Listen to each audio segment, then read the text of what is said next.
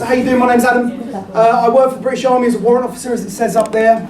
I apologise profusely if I do curse. I am in the army, surrounded by horrible people most of the time.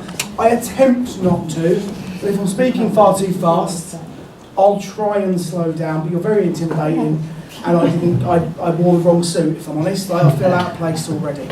But no. So what do I do for the army? And this is what I'm going to focus on. Surprisingly, the army, those of you that don't know, if any of you have served, is like the 80s.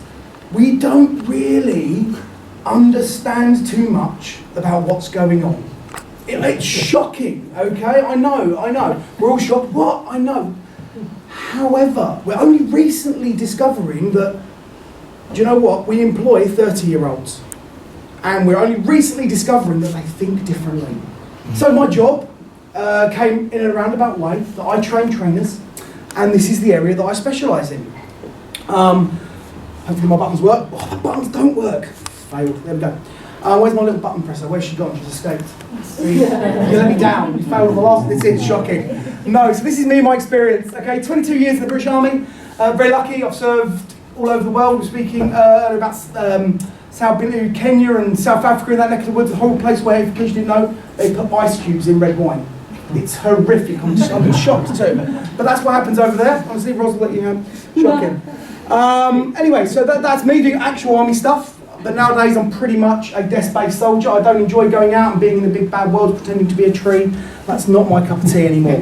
However, so for 2 years, so we backtrack a little bit, about 8 years ago, my main job was rehabilitating soldiers. Now what would happen is, and that's not, as you can tell, physically. I did not get them running on treadmills, doing press-ups. I'm in Slimming World for a reason. That's why I've got to stay away from biscuits, too many sins.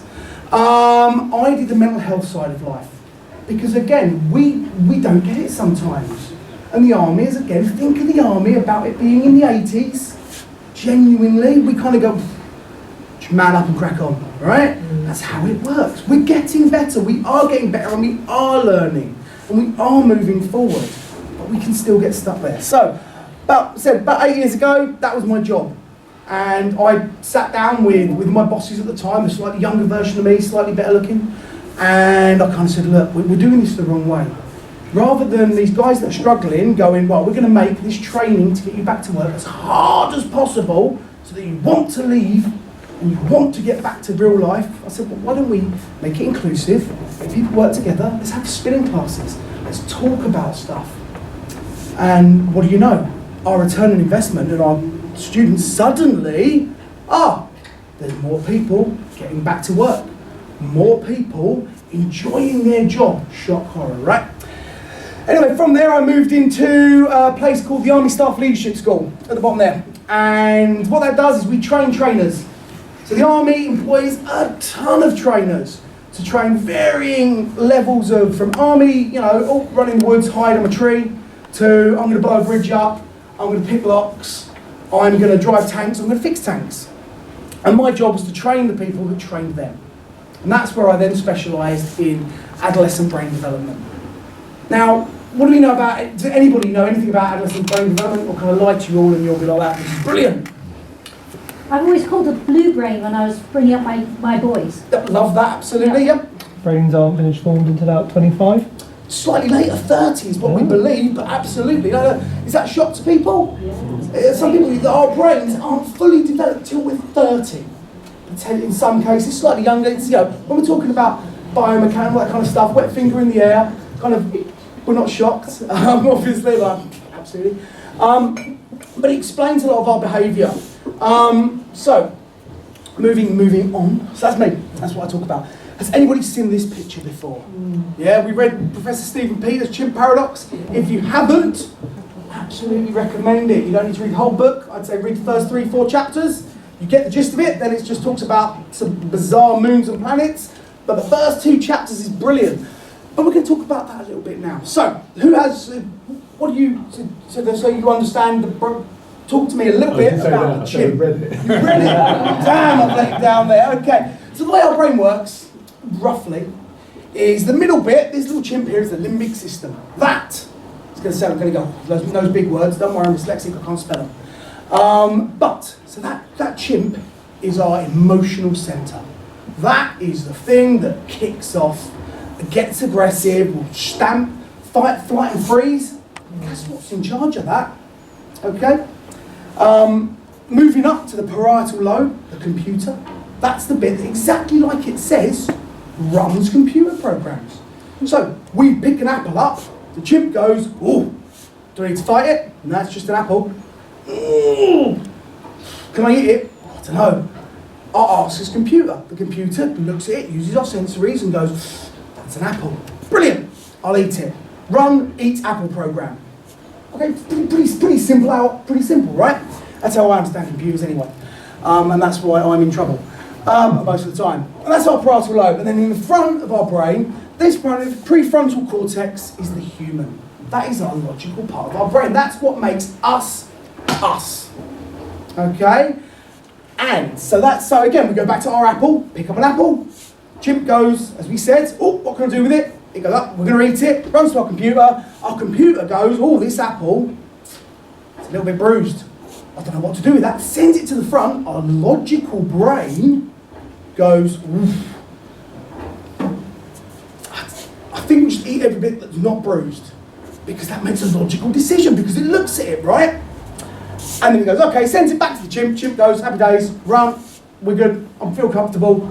Up to run, eat, apple program. Make sense? Now, slightly, that is how our brain works. How is our brain built? Anyone have any idea? No?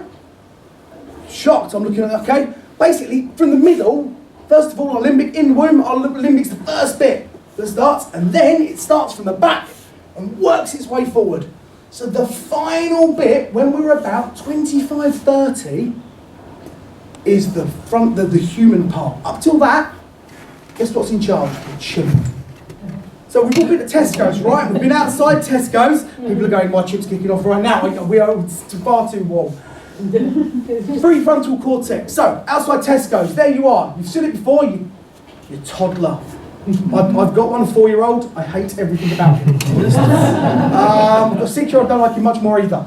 Anyway, so lately, we've been putting him in school for a long time, right? We're getting him used to school, so he's in nursery till 6 at night. He comes out, not napped, he's tired. He's a bit aggressive, he's a bit moody. His chimp is a bit rattled. What happens? He kicks off. I'm trying to be logical with a 4-year-old. I'm down here going, "Come on, buddy, please get in there and I'll give you a Peppa Pig. That's great." And what do I get? Nothing. He shuts me out. Why? Because his chimp's in charge and it's blocked off the rest of his brain. This happens with us. Who here has an issue with road rage? Yeah, absolutely. So tell me about your last encounter. If you don't I've never done anything terrible. I murdered someone and put him in a cupboard. I'm sorry, it's fine, I'll come out. Well, yeah, I've got a toddler as well, and I didn't realise quite how much you picked on into it, but I was driving and someone did a manoeuvre and, "Oh, come on, mate." And I just heard this little voice go, "Come on, mate." So, yeah, I've had to be very careful, yeah. I love it. Watch out for the. How was your driving style after that guy cut you up? Momentarily aggressive, but then the logic part takes over and goes, "They're not trying to do it to wind you up. They're not trying to do it. They're just, they've made a mistake. We've all done it. We all do it." Yeah. And that side takes back over, and you come back off the verge and breathe. Work your kids in the background going, "Come on, mate, I'm in so much trouble when I go home." Absolutely. Yeah. And it's true. If we think about it, we're in a car, we're driving down the motorway, we're giving it beans. On the way down here, I was slightly late, as you saw me turn up in true army style, and I was giving it some beans, absolutely 70 miles an hour, not any faster. Anyway, coming down there, someone cuts you up. First thing you do, bang on the horn, "Oi, mate!" On the same kind of vein, I drive close to it, as close as I can at the back of his car, and give it. Is that the logical thing? Well, no, it's more dangerous. Did the guy do it on purpose? Probably not. Am I going to see the guy ever again? I'm saying guy, the person. Am I going to see the person ever again? Probably not. The logical thing, as you said, once you breathe and you calm down, you pull in, and your logical part takes over. So back to the track we're talking about. That logical part of our brain, as you said, for the under 30s, the limbic system, the chimp is in charge. All right, and we're going to absolutely get that. How does that help us out? Well, what do they need? It's these three things really: sleep, structure, sleep and support. And it is as simple as that. And then what I love is we've been talking about this lots today already. I came in earlier with our comfort zone stress and what we would call stretch. What we call, and I love that because that's what we're about. So if we talk about structure, routine is key. With our under 30s, if we want to keep their chimp, our chimp, in calm, so placid as we can, routine is key. So it's all about, again, think about your teenagers, your toddlers. You break that routine, hell, absolute hell, right? So that's why it's key. And again, then we go down, goals. Using SMART goals. Now, we don't mean, as I said, most people are probably aware of what SMART goals are in the big bad world. Specific, measurable, all that kind of jazz. We've probably heard that before. Absolutely. By setting these goals correctly. So in the army, what we do with our team trainees, we get them to sit down and we go, right, what do you think being in the army means? And they write a big list. Brilliant. And we then, how good are you at that list? And we rate it 1 to 10. Okay, performance profiling for any of those that know. And then we go, where are you struggling with? Oh, I'm really struggling with my confidence. It's the biggest one in the army at the moment, confidence. We really struggle with that side of life. Brilliant. How are we going to fix that problem? What can we do? What specific, measurable, achievable goal can we set? And we do this with all of our trainees. That gives us routine because they have orders, they know what they're doing day in, day out. It gives them structure because they know what they're going to, we set a goal properly, we use a grow model.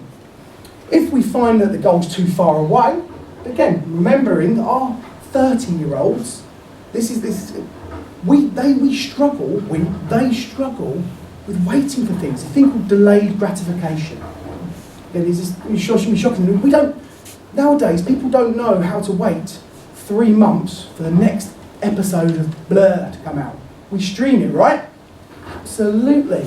Because that's the world we live in. So when we say, hold up, you're going to have to wait, you're going to have to wait 2 years to be able to do this, we struggle. So that's why we must be setting intermediate goals for our 30s. Not only do we have structure, we have an end goal, we have an intermediate one. So in 2 years you're going to do this, but it's okay because in 6 months I want you to do this. And that's how that works.